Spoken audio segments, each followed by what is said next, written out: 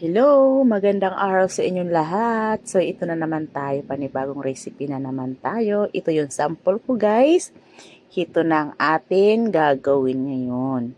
Una, meron lumang kanin dito. So, ano ko lang siya, din fried rice ko muna.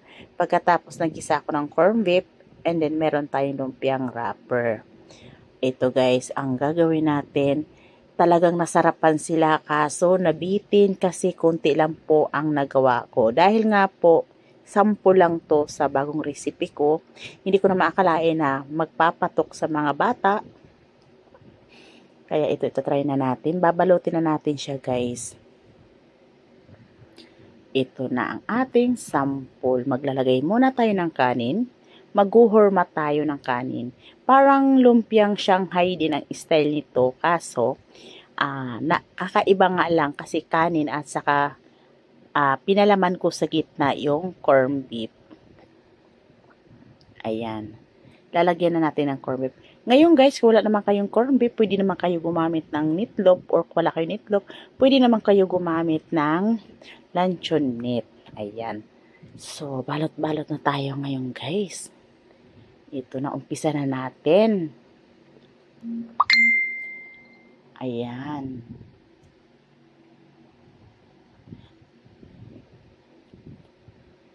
Dahil nag-request sila na malaki daw ang style ng balot ko kasi mabibitin daw sila pag maliit.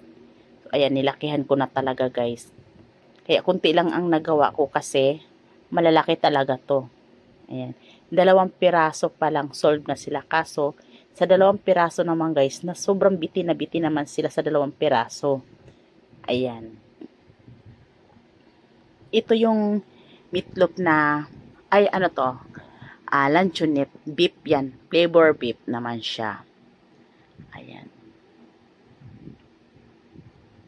Ito guys, medyo maliit-lit na to ng konti. Kasi paubos na yung kanin ko. Marami pa akong wrapper. Ayan.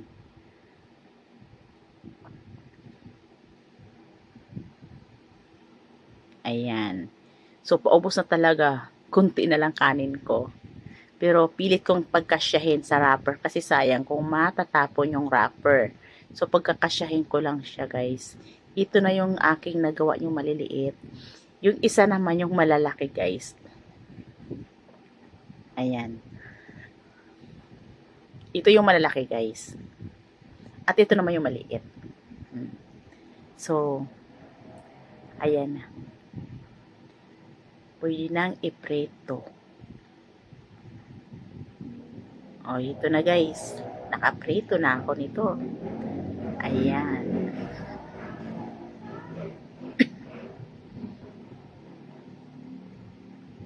Antay-antay tayo mag-brown guys. Kasi, actually, ano lang kailangan lang natin mag-brown yung wrapper kasi luto naman yung loob So, naigisa ko na yung corned beef at saka nag-fried rice na ako. So, ang kailangan dito, makrispy na lang yung kanyang lumpiang balot.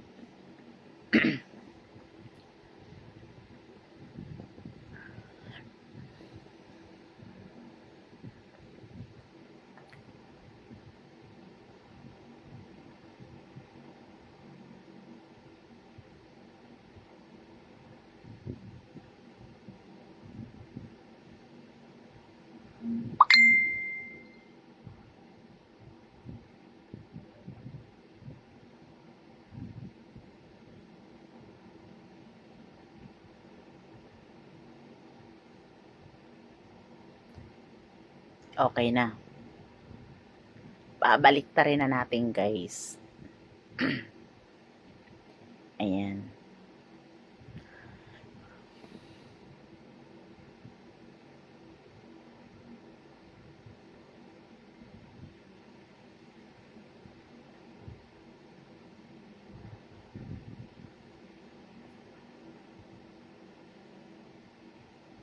Ito na guys, yung luto. Ayan. Ito na siya. Ayan na. Please, subscribe.